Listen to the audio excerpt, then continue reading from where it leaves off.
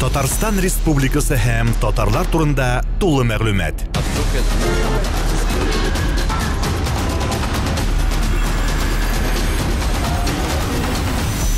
Татар-информ мәгълүмат агентлыгы.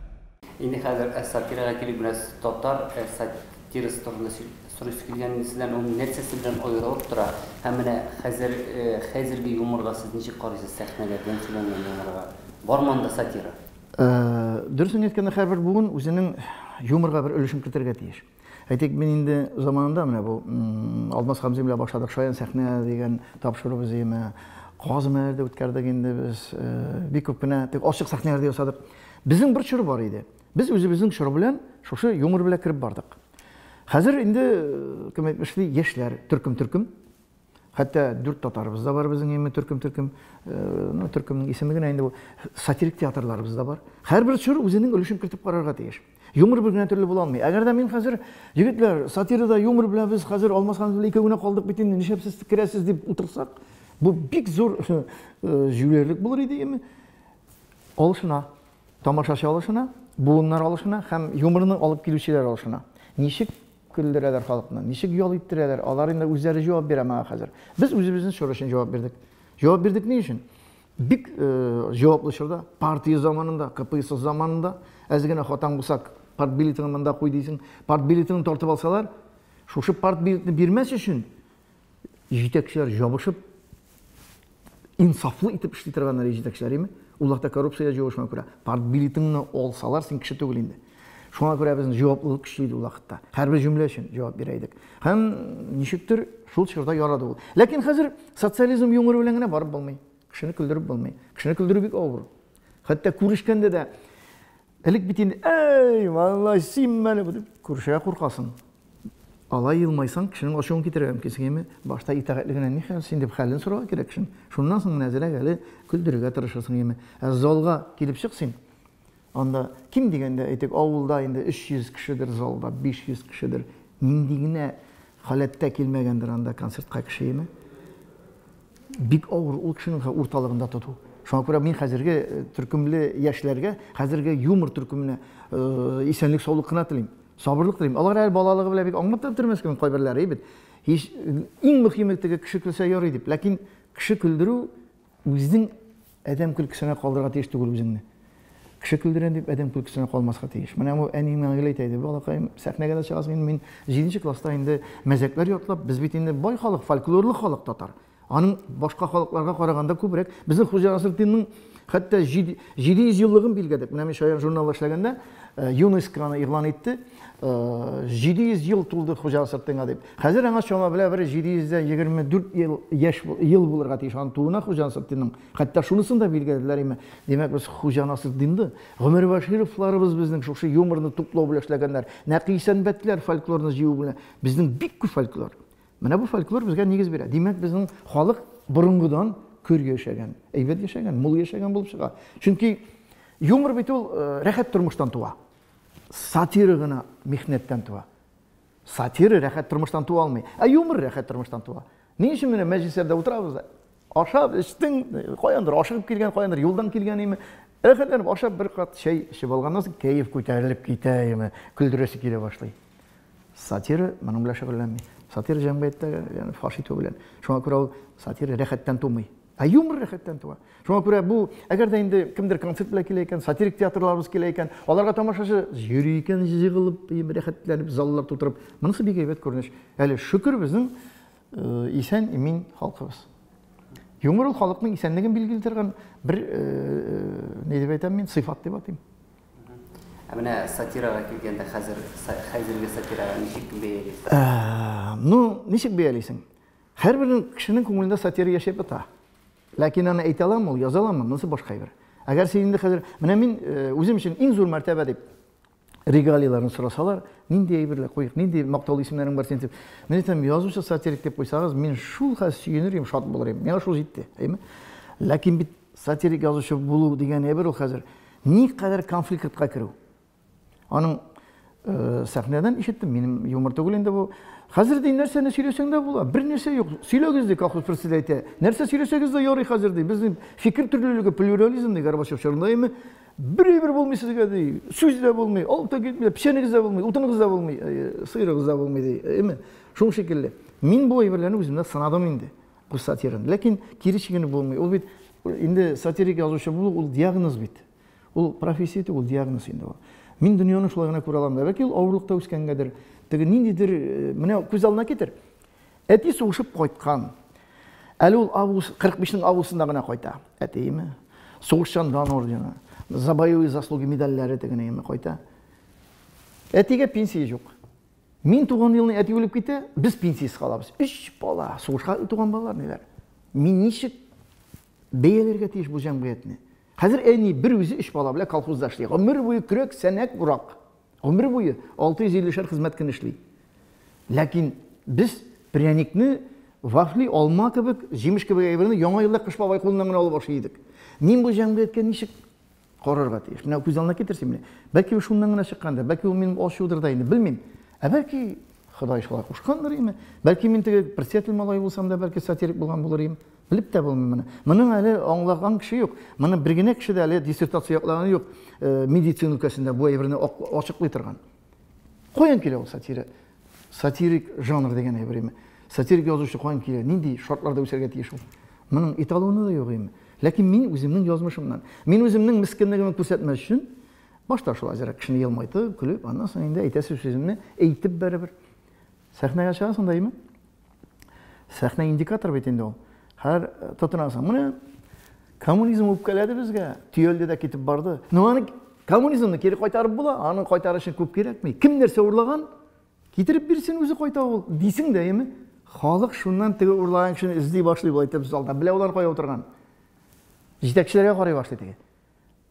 Әуел жетекші сені бет шақырды концерт қамында халыққа. Жиды халықны сені. Бізге ненде мүнесебет болайынды. Әгер енді Қожан Сатин мәзәңіне сөйледен кәсен жазушы сатирик төгілейінді. Просто бір әдәм кіркісігін әйімі. Міне шуңа көре, мен қыр уақыт өзіме кирте қойып бардым өзімнің алға таба. Шуңа көре, менің біргіне оңышта жеңіл берілмеді. Лекін өкінмейм. Көңілімде қалмай, айтасын айтып барам, жазысын жазбарым. Әлі шүкір, китапларында шығарып тұралар шул сатирик. Мұнда қорасаң сен, шунда жүмлелер кетейімі. Нешектір өтіп кеткен. Бұл бәлкі енді біздің цензураның әзгіне лояльнесіне келеді. Цензура жоқ бет енді қазір еме. Ләкин ол цензура деген өзі намыста қалды. Біз өзіміздің намысқа хилафлық кетіріп, сән сәсей алмайбыз, яз алмайбыз енді емет. Өзіміздің көңілде тыйылған әйбірлер бар. Цензура жоқ. Кібік.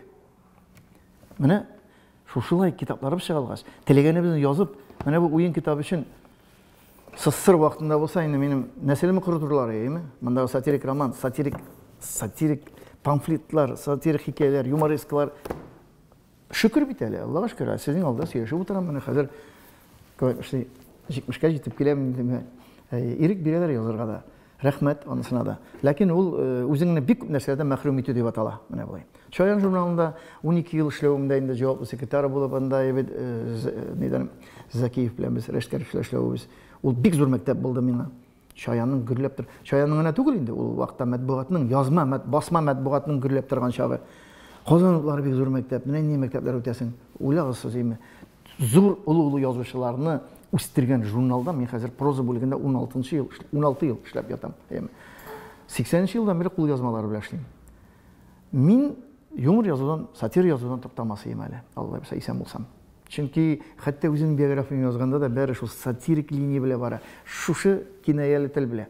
Әгер кішіге тұп-тұрысын айтып берсең, кіші сыра нешектір кері бұрла есі де кетмей. Әні шуны кинаялап, түрібірек берсең, әзірек конфет қағазына ешіртібірек берсең, деп қоялар, қол шабырған мүмкін. Өзің білесің, мен бетінде қайыр сатирик жазушы болғаш, залдағы халқының елмаюғына керек ме? Мен алқышлар да керек. Бар бетінде, ол бетінде қазір шир диагноз дедім бетінде, шушай бердір енді ол. Ләкин ол матур диагноз. Міне матбуғатқа келгенде, сіз неш көресіз, міне кішінің асыққи башлауы, ол нәрсе білән бәйлі. Кіші татар тілін білуші кішілер азайдымы, мәғлумат шаралары көкбею білән бәйлі ол, әлі татар шитләштімі ол матбуғат шаралары? Біріншіден қазір жақтанырак келер керек енді. Балалар бақшасында өк, біз енді айтек, ойнап, күліп, тату ғына өскен емі. Бір күні уақытта да мен 2 бала өстердім бетін шошы шана біле илтіп, балаларны естіге, аннасын балалар бақшасына икісінде жүртіп емі. Мұның кішкенеден олардың өскенін көрдім енді. алюмин чаналар белән илтә идек, чаналарны калдырып китә идек. Нәкъ хәзер яше яныннан балалар аша сен үтә алмыйсың. Анда нинди генә машинадан төшми балалар, яме. Ул балага китап кирәк буламы инде? Ни эшләсен китап белән? Ул хәт техникага чумган. А техника ул бик әфиюн кебек, ул җәлеп итә үзенә. Һәрбер яңа техника алуга бөтен гаиләң белән ашып, җыеп, килеп карыйсың тигенеме? Аның интригасы бар шуның. Шуңа күрә кеше әкрен-әкрен генә шушы үсешкә, прогресска, аны инде ничек әйтсәң дә русча яңгырыйрак, шушы прогресска хиласланып, бөтен нәрсәне ваз кичәбез әкрен генә. Китап укып утырга вакыт юк кебек, чөнки biz бит әле шушы социализмда телевизорларыбызда зур иде инде алар, әлбәттә, ярты километрлы агач аякларда басып торган ярты километрлы телевизорыбызның 3 каналы янында. Башта беренче канал һәм икенче канал, Казан каналы, аннан соң инде эфир каналы килеп керде. 3 канал. Хәзер бит кайфыңа карап, настроениеңа карап, идея кешеләргә карап, бүлмә сайын бер телевизор һәм никадәр телевизор каналында кешене бәрбер җәлеп итә торган мәгълүмат бар шунда куядыр, име? Моны укып торганчы бит сериаллар бетә тегендә, evet. Шуңа күрә бу әйбер безнең әзгенә прогрессның үсеше китапка игътибарны киметте, ләкин мин шуны аңлыйм. Элек әйтик, китаплар зур-зур тиражларга чыккан икән, яра шулай кирәк булган ул чорда. Чөнки ликвидация безграмотности дигән әйбер Ленин бабай заманына килгән, ул СССРдан карадылар, мәҗбүри 8 еллыгы башта. Аннан соң мәҗбүри урта белем бирү кешегә, мәҗбүри, чөнки наданлык көчле иде. Хәзер халык надан түгел, хәзер укымышлы халык. Дөрес, безнең мин әйтмим, мәктәпләрдә әйбәт укыталар дип. Мәктәпләрдә хәзер безгә 2 тапшырыгын өйрәтәләр. Укытмыйлар. 2 тапшырыгын өйрәтәләр. Без укыганда укый идек. Менә миңа хәзер мәктәпне тәмамланга, быел безнең класс тәмамланга, сыйныф дип әйтмим, чөнки без сыйныф дигән сүзне яратмадык, сыйныф дошман дигән сүз кебек ел безгә. Класс. Безнең класс тәмамланга 50 ел үтте. 50 ел.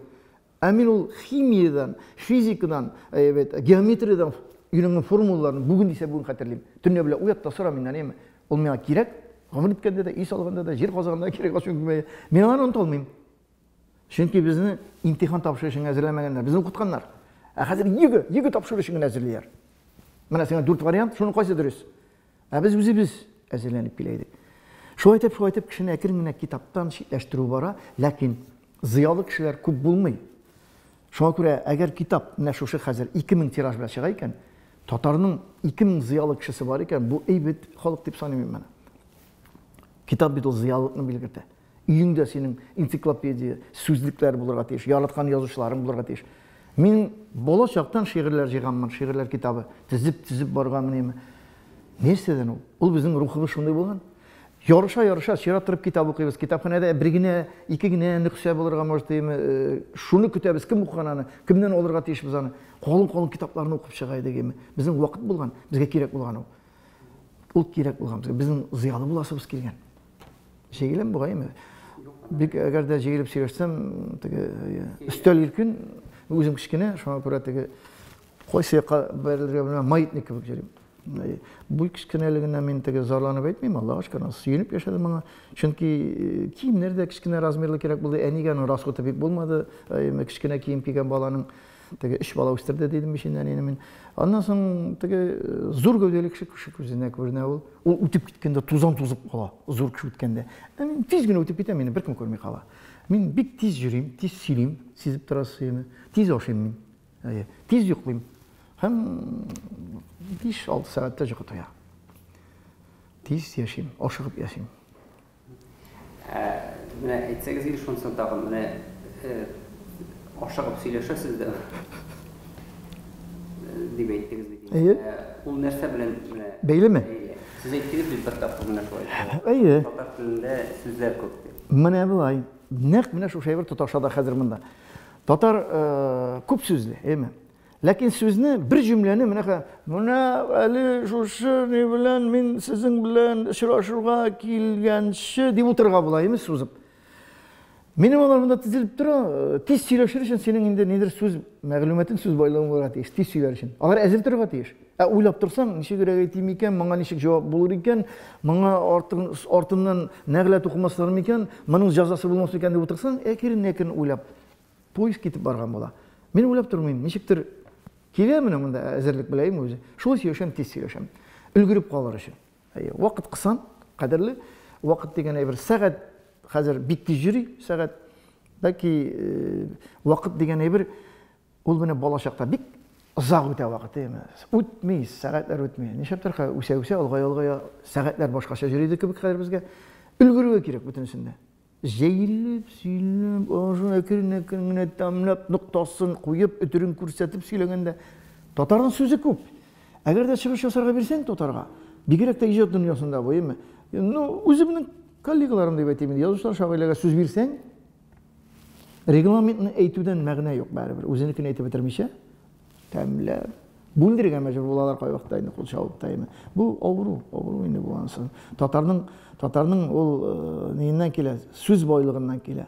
Бүтән сүзен дә әйтеп калырга тырыша. Чөнки матур сүзләребез күп, сүзлекләребез калын.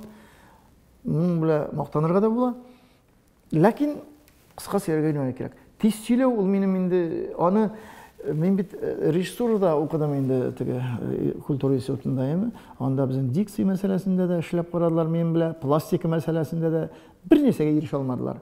Нәселдә ничек килгән? Каримов, мы писатели не готовим дип әйтеп тә карадылар. Аңа карап минем инде 7нче класстан хыялланган икән, язучы булырга.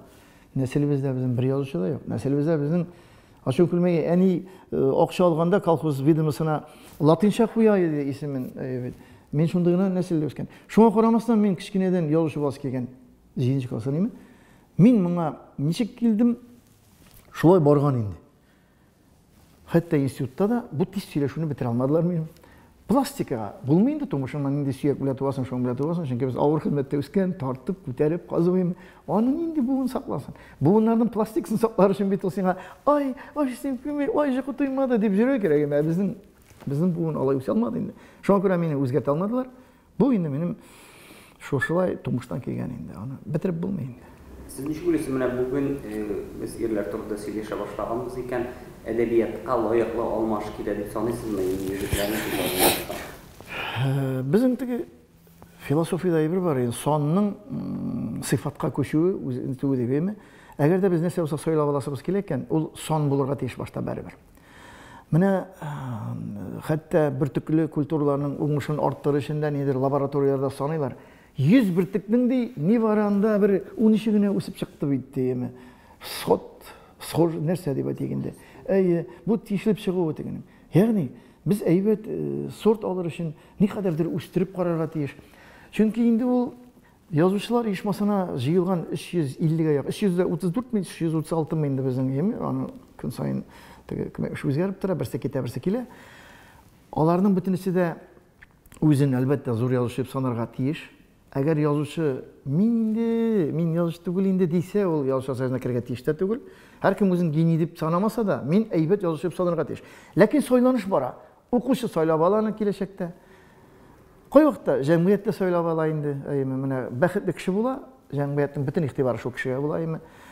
Ләкин сайлар өчен күптән сайларга кирәк. Әгәр дә без җегетләр әйдәгез, талантлы шагыйрьләрне генә, талантлы язучыларны оешмага алыйк, безгә бер 30 язучы җитте дисәк, бу бик зур ялгыш булыр. Әкрен-әкрен генә бер нәрсә язмаган кеше дә нидер зур әйбер язып куярга мөмкин киләчәктә. Чөнки без бит язучының гомере буе язуын теләмибез. Без аның кызыклы әйбер тудыруын, талантлы әсәр язуын телибез. Әсәр булырга тиеш. Шуңа күрә сайланыр өчен, сайлар өчен, сайлап алыр өчен талантлыларны, ул отряд зур булырга тиеш барыбер. Отряд зурмы хәзер? Аллага шөкер, отряд зур. Ни өчен зур? Менә әлеге дә баягы шул хатын-кызлар хисабына саныбыз арта. Яшерен батыр түгел. Алар кушылды хәзер, һәм әдәбият нәзбрик әдәбият, агрессив түгел әйткәнемчә. Чөнки ирләр инде язасын язып бетерде дип саныйм мин хәзер. Безнең иң укыла торган әсәрләребез революция турында, сугыш, аны колхозлашу турында, кулаклар сөргөнгә сөрү турында, аннан соң 37 елгы безнең репрессиялар турында, инде ватан сугышы, кырды ул турында, инде безнең теге Чечня сугышлары, Афган сугышлары, ирләр язып бетерде инде хәзер бу әйберләрне. Хәзер хатын-кыз әдәбиятына калабыз әкрен генә. Нәзакәтле, ягымлы, балам, җаным минем, бишек җырым минем, толгагым минем. Кыскасы, бәлки ул яхшыгадыр. Җәмгыятьтә агрессияне хатын-кыз гына сүндерә ала.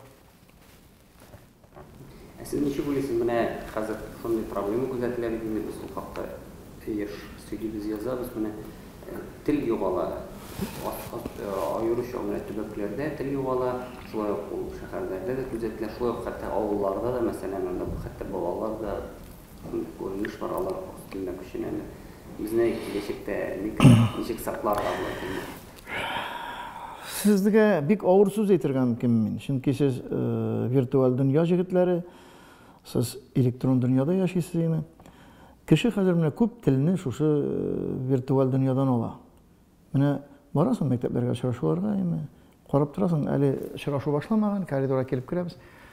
O'zaro "Vau, клёво, круто, чувак, чувиха". Ularni qo'yin ishda. Ularni kitobdan o'qimay. Biz kitobxonada so'zlarni yozmaymiz doim. Şuluqdagi "Abo, buna desa-da, mana degan bitaymi, shikarni degan shikarli deb, bolli desin, bilmayman. Onun hammasini to'tasha baran. Biz umuman aytganda g'ururlanishga tegish bizning til ul yer shorini aylanib chiqqan. Mana shu nida? Hozir nanotexnologiya deymiz, nanotexnologiya. Bu neni texnologiya, totar so'zi bitini bu, neni texnologiya.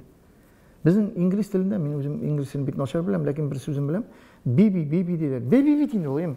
Demak biz bütünümüz totar tiline şulga yakınbız. Lakin biz jira gayırga tırışabız, tegilerge şarga tırışıp, tegiler şaklanırga tırışıp, tegiler stili kire bizge. Tegiler stili, kımbat işte beytik. Şuna göre hazır tilinin bozuluğu, o tegilerge iyeriga tırışıp, şu virtual dünyaya iyeriga tırışıp birinci şırakta. Çünkü hazırki bola, mümkünlük bilsen, o 16 saat bir kompüter ortunda, monitor ortunda oturala. Kulağına nauşnik takıp çıkıyor. Kulağına nauşnik bulur mümkün, o'zi ali ekranını ko'rar mümkün, ulgura olansına daimi. Bundan qutulib bo'lmaydi bu yerdan. Bizning motorliq kitobda qolib boraymi. No, ikkinchi yo'qdan endi oralashar tilimiz. Hozir beklanib yotadigan zaman tugul, shiklar ochildi. Ilk chekliga chiqar uchun nindigina filtrlarni o'tmagan, qo'ylarni chaqirib o'gitlamaylar, uyratmaylar, qullar qo'ydirib bitiradilar, emish chekliga chiqar uchun. Shu Turkiyaga chiqib Yevropaga, Amerikaga umuman xiylanысы yo'q bor turundaymi. Onun için 50 yıllar ötürü gerek. Hazır şikler açıldı. Halk azırak kreatif olarak tili. Oralaşa bile turgan kişiye eğlenirge tili. Tegi tilinde bu tilinde bile. Lakin köp tilini bilgen kişi bir tilge ziyan getireyinde ol. Ona tiline ziyan kile. Tüp ziyan. Çünkü Tatarça seyreşip güne sen 50 kajirak git almıyorsun. Hazır kişi başka tillerini özleştirge tiyiş. Bu tağın ziyan getire. Ziyan getire. Niçe tek son. Lakin mine dürüst etkenden benim bizim kichkineden 7. klasda Rus kızlar bile hata alıştım. Bizim Pitereş rayonunda, bizim men betinde Ivan Grozny sızıp bergen 40 kilometrde yaşadım. Üstüm. Şundan bu yakka da yaramay, bu yakka da yaramay. Şu 40 kilometrde bizim Rus avulları da var ya, Pitereş'ten. Biz hanım bile Lenin muzeylerine barganda, Silutlarga barganda tanışkanımızdır. Rus kızı bile hata alışaydım. Ali hatta ol, Gafuyt indi Kamil, benim familiyam o'zgardi deb xat yozgaç, bek og'ir bo'lib ketdi. Kuyov chiqib ketgan oldan yemi. Ularning avullari bek tez kuyovga chiqib bitdi. Ul avul bitdi endi hozir Annenkov degan avul. Ya'ni men o'zim nindidir tortulup, aha qarab men tilimni jo'g'altmadim bitaymi. Jo'g'altarsang kelmasa jo'g'altmaysan. Lakin chet tillar tilga kira boshladimi? Til o'zgaraydi. O'zgaraydi. Mana chatasan ana. Ul mana biz nechik tayyorga tegish? Tiy olmaymiz buni. Tiy olmaymiz. Lakin mana shu ona tilini kitobga, tug'an tilga alifbaga muhabbat o'zirib, jirlarimizni azrak motor aytib, tuzatsa jirlar bek ko'p estradada. Chunki mana shulay oqsha salasında, aydagiz meni chiqarig'iz. Men narsa jırlasam da çığa, akşa tölesemeyim mi? Öyle kolay bulmaydı. Akşa tölep bulmaydı. Xutsabittan tekşirip çıgalar edi. Jırның şiirini tekşirer başta. Anasın jır qabatlanmagan mı küyün, hem jır çıksa başkara mı? Hazır mı ne bu bir çuvarladı bizni. Bik bitire bu narsalar, tilini bitire bizim. Biz başta özümüz şu tilge muhabbetini nindidir formalar bile kim etmiştik uyatalmasak endi bulmaydı o. Ol bit Tatar To'qayda kelib endi Tatar jiqlaganmi, әллә o'lganmi deganimi? Yok, o huştan yazgan değil. Biz her huştan yazdık. Bu kinet, şu izabili, şu boyluq, şu türlülükке şok katıp, çet illerde көріп, barıp qaytıp, bulgan nitken akşanı ziya jıl boyu ziyabızda barıp tozdırıp qaytabız. Çet illi көрür için. Bunun kutulğusuz boyu bir. Biz her huştan yazgan şırdağına yaşayız әліге. Kızganışa karşı. Mine ekirine şu muhabbet uyatara gerek bulacak baribir. Şuna göre yazışlarga әлі iş ortaşak gelecekte. Eğer de hükümet şunu kilerlik vakit tapsa, Kızganışa karşı bak, onun vakti var. Tüzüyüz hele, yollarını yangırtabız. Pensiyini koygırtabız çünkü işlevçiler azaygan sayın pensiyege fond kişilere bara bizden nişik kine bulsa da pensiyonerlerini azırak кискеле сүннетке отырту деп айта жаздым. Нәнегене секвестр жасау пенсияларға тырышалар еме. Ауыр шыр қазір әліге. Аяққа баса алмай жан қояды. Аяққа баса алмай. Түзіліш күні көтере алмай. Ол қатлы ерлерінің аның яртысы буш. Бұл фатерларын. Анда ешәрек кіші олады. Чүнки ақша керен бар. Ол олай ғана болмай жан қояды өстіріп. Анса керек. Ләкин түп әйбір міне тілден келе. Шошы милли байлықтан келе. Міне жазушылар жазалар, һәм шулай кинде әйберде бар. Укушы юк деп әйтәләр. Менә yazıcılar нашар yazганга күрә укучы юкмы?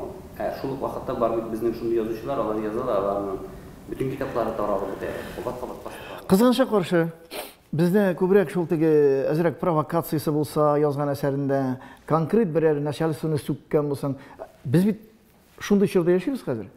Менә бер генә кеше дә үзенең начальнигын сөйми. Ну хөрмәт итә.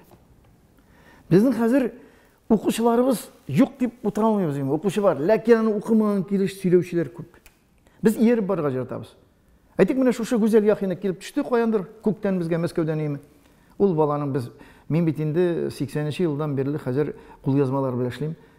Мин эшләгән журналларда, газеталарда аның бер генә хикәясе дә кергәнен хәтерләмим. Каяндыр күктән төште килеп име. И кутырып укый башладык дигән. Ләкин уку алай гына барырга тиеш түгел. Уку әсәрнең эченә кирлек. Бер кем хәҗүнә укымый. Провокация булса укыйлар, берәр начальствоны мыскыл итеп сүккән җире булса, тегене фаш итә торган әйбер, шундук изләп укыйлар име. Менә матур әдәбиятны, аның сүрәтләү чаралары, табигате, портретлары, сюжетлары, байлыгы, аны кулына барып та җитми укучының. Ул бер гына сөйләп йөри. Берәү белеп сөйли, уны белмичә сөйли. Бер кичкенә эт куркып кына өрә тегенә, ул эт өрүгә теге зур этләр өрә башлый. Бу шулыннан гына килә. Әле мин менә бу журналда эшләгәндә дә бит инде укырга әйбергә юк. Киләлем әйтәм. Сен соңгы тапкыр нинди әсәрне ачып карадың кулыңа? Ну, бит инде менә әйтәләр менә укырга әйбер юк дип. Ни син кеше әйткәнгә әйтәсең? Син миңа әйт. Менә бу әсәрегезне ачып караган идем. Ну, пуштек бижекләр дип. Әйт миңа шул әсәрне син. Әйтә алмый бер кемдә. Без хәзер шул кеше сөйләгәнгә яргәнгә яратабыз. Менә шул сөйләр бит, әйме? Сөйләдер әлбәттә. Шуңа күрә бик күп кеше укымыйча сөйли. Укымыйча. Бу рәнҗитә хәтта бу әйбер. Бар, әдәбият үсә, әдәбият үсә. Өлкән яшьтәгеләр күренми яткан язучыларда хәзер кайчандыр язмаган, нәрсәләр җыйган материал, тормышы бай тегән, сюжеты бәлки килеп җитмидер. Но әзрәгән эшлибез, төрәбез инде яңадан, ләкин яңа әсәрләр, яңа авторлар килеп чыга. Олы яшьтә булса да, бала чагалар булса да. Шуңа күрә мин бүген мин исемнәр санау ягында түгел. Бик рәнҗитә торган нәрсә ул исемнәр санау. Чөнки мин әгәр кемдә булса исемлек саный икән, башта үземнең исемне карыйм. Минем исемне әйтмәгән. Һәм мин рәнҗергән мөмкин, әйме? Шуңа күрә мин хәзер монда исемнәр саный башласам, менә безнең язучыбыз бу әйбәт дип. Шундук миңа, син ничә минем исемне әйтмәдең? Минем бер шундый әсәрем чыккан исездә дияшәк. Исемне әйтеп сөйләшмим. Ләкин әдәби журнал чыгып килә һәм әлендә материал, әйме, сайларлык материал бар. Әлеге дә баягы сойлап алырлык әйбер бар. Шулай да менә теге көннәйләрне кайтсак, сезгә менә бүләге килгән иң кызыклы, иң күңелгә кирип калган нинди бүләк булды? Нәрсәне әйтергә? Бар мондый нәрсә. Беренчедән мин бүләк алу мине кимсетә, әйме? Чөнки без бүләкне яңа елларда Кыш бабайдан алып, алып өйрәнгән, шуңа күрә гел шуны хәтерләтә ул безгә.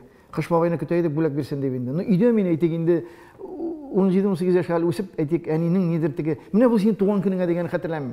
Нинди киемең тузган, кием алып кайта Казаннан. Инде ул безгә туган көннән дә ул шушы чоры булгангадыр бәлки минем. Минем шаккаттырган бүләк булды инде мәктәптә укыганда. Безнең укытучыбыз инде Сабира апа җиракта яши инде.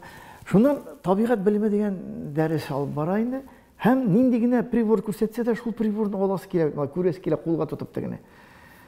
Берсендә телескоп өйрәтә бу инде. Без бит астрономияның нигезен өйрәнгән кеше инде кичкенәдән, табигать белеменнән башлап астрономия хәзер генә укытмыйлар бу астрономияны. Шуннан телескоп турында сөйли бу.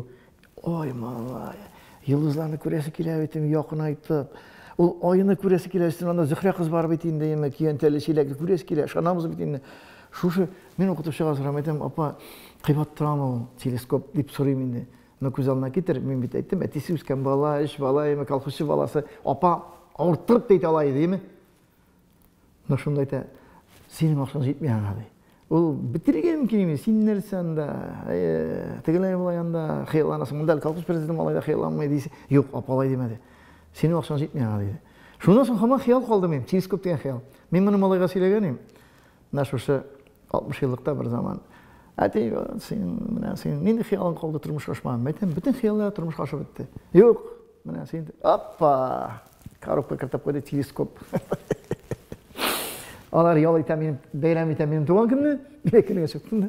Айны қараймын. Ну, зухра қыз жоқ, ләкин ай бек матур көрінәйді. Міне бүлмеге қайтып кірген кебек болды ай. Міне бұл менің бір хәтердә қалған бүлек, шуңа күрә қалған бүлекләрне мен өзім эшлим. Теге әлбәттә өйдә инде бирергә тырышалар. Мин уялам уңайсызланам бүләк алганда. Мин бик уңайсыз кичерәм үземне бүләк алганда. Мин моны ялган сөйләмим. Бу мине русча гына әйткәндә нидер унижает, мискенләндерә мине шул вакытта. Син мохтаҗ кешедер кебек, ихтыяҗлы кеше. Миңа берсе кирәкми. Киенгәнләрсә кирәкми инде. Машинамнан эш әйтәм, атнага 2 генә көн йөрим мин. Фатирда Аллага шөкер, панель булса да, күршеләр әйбәт, урамыбыз әйбәт, Ауылны өзім түзейм, қазыйм, фундаментін, бетонын бұлғаттам, апалықларын ясайм, түбені өзім жабам, малай білейм. Меңа бүтен бөлек керек. Саулық болса, саулық Аллаға шүкір. Бүгінгі жәмғиятның менә Татарның, Татарстанда деп әйтегендер Татарның, менә сіз неше көресіз менә ең зор проблемасы нәрсе хәзер? Татарның мы, ирләрнең мы, хатыннарның мы, жәмғияттың мы? Жәмғияттың мы? Жәмғияттың. Жәмғияттың ең зор проблемасы бәрібір мына біз әлі өзімізді біз тілегенше өк түгел әлі бұл. Біз бір қол білән өзіміздің ішін ішлейбіз, екінші қол білән құлаққа қойып Мәскәуін тыңдайбыз. Біз нәрседір, нендедір қорарға келеміз, ләкин Мәскәуге барып аны раслатырға керек емі. Ярымы, ярамымы. Бұл әзірек кіне бәйлі болуыдыр енді бұл. Мен айтмайым, біз абсолют ирек яулы тұрған ил түгіл. Ләкин кішінің мәжбүрилігі міне бәйге қойғанырақ біз әзірек. Бір жәмғиятта шул қылмаушы олай. Бәлкі біз енді өзің тапқаны өзіңіне тұтсаң, бәлкі біздің Татарстанда пенсияларда 2 тапқыр артығырақ болыр еді. Biz әлігі түзілішілер білен мақтан алабыз емі, нешеншілер орында алай деп. Біз қатта өзіміздің яшау рауышын Мәскәуден соң, енді Санкт-Петербургтан соң, анда 3-ші орында деп қойарға мүмкін. Ләкин яшау шартты. Біздің оларға қарағанда. Олардың 44 мың, 50 мың зарплата дейсен деп қоялар емі. Мен әлі мұнда субханалла 16 ел бойы, 18 мыңға отырам емі, 16 ел бойы. Бізде міне шошы бәйлілік қымаушы олай деп ойлаймын мен. Бұл бір өктегі азатлық деп жаңғыры көрмесін, Алла сақасын, азатлық түгіл. Міне сен өзің құжа түгіл. Міне шолай бір.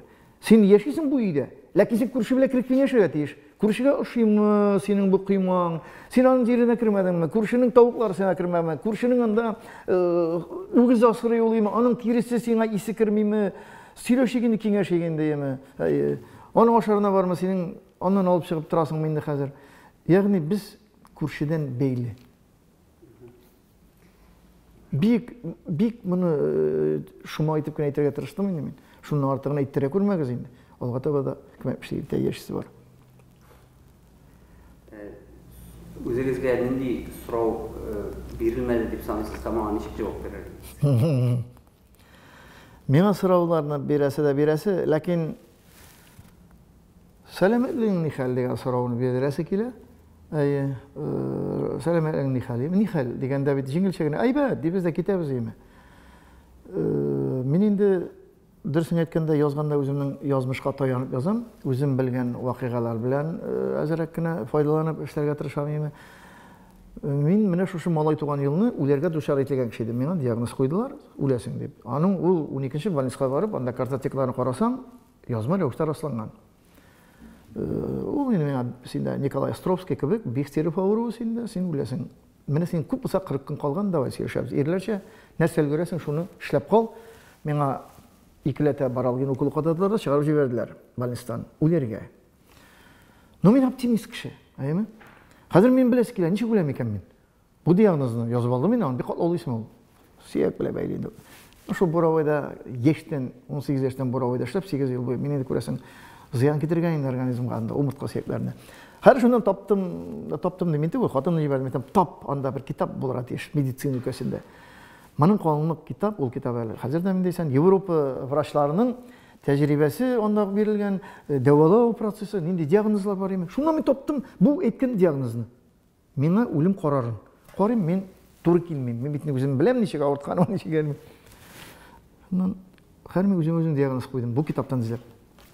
Ирләрчә авыру, радикулит авыру, настоящий радикулит. Ләкин Шуннан бүтін китапны ақтарып шықтым. Шушындай ауруларға массаж, а мені врачтар енді ярамайсың массаж, сен ғыммен параличланырға может дейділер. Шуннан мен Ижевскийдан хатынның апасы, біздің массажистка, бик күчлі массажистка, профессионал, келді, мен айтам, кел әлі, маған массаж жаса. Ол мен қарады, ой, мен бит Гиппократ анты берген кіші, мен сені қағылырға ярам, бұл сенің кризистасың, мен айтам, мен уже 45 күннен өлесі кіші, мен сені бір кім сұрамайды, неше өлген бұл деп. Өтірмейтін, неше мен жазаланырға тиіш. Міне бұл ешбір ялғансыз, мен үшін кейбетінде ялғанны сөйлесең де, теге пожаркалардан сөйлеп отыр, балық тұтқандағына сөйлеп отыра ялғанны. Шондан соң мен міне бұл жиде сеанс жасады. Шошы құдашабыз дейміз, жиде сеанс. Тұрып отырдым, әрейім, бейсі келе башады. Шондан тағын екені жасады. Мәйтем тиме қазір мен вокзалға зата түштім. Іштен сұрапына келген, Ижевскіде ешейлеймін.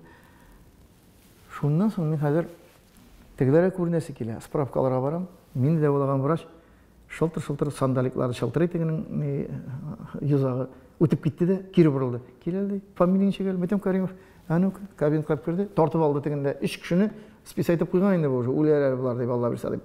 Алды да, ағышын шық сені аяқта. Міне Мәйтем айтмайм. Открыл мен говорю, мен өзімді радикулячилерінен де, Мәйтем, сіздің кібік білгішке, енді бұл ауруымын енді. Оптимизм. Міне мен өзіме оптимизм тілейм. Һәм хәлің нишхал дегенде, Аллаға шүкір дейм. Оптимист бола керек. Мен жеу жүрейм екен ішке. Мен аны врачлар қушайынды деп түгіл. Менің ол кейфім қушайым. Мен жеу жүрі рәхат, удовольствие. Әзірегінде мен симіз ейбірлер оқшайым жүрейм. Чөнки бұнларға холестерин кіріге тиіш, мен харакат кішісі, мен физик кішістайым. Холестерин бар мұның деп отырмайым, мен нәрсе бар шуны ашайым. Әгер де енді онда зор мәжлістерде 100 грамм жіберуге мүмкіндік бар. Нешеп 100 грамм жіберіп қарамасқайым. Организмі көтерсе, оптимист болар керек қара уақытта. Мен шоны өзіме тілейм, һәм сұрау жауабы шушы терәдәгенә булыр. Ул бик зур көч бирә оптимизм. Татарстан Республикасы һәм татарлар турында тулы мәгълүмат.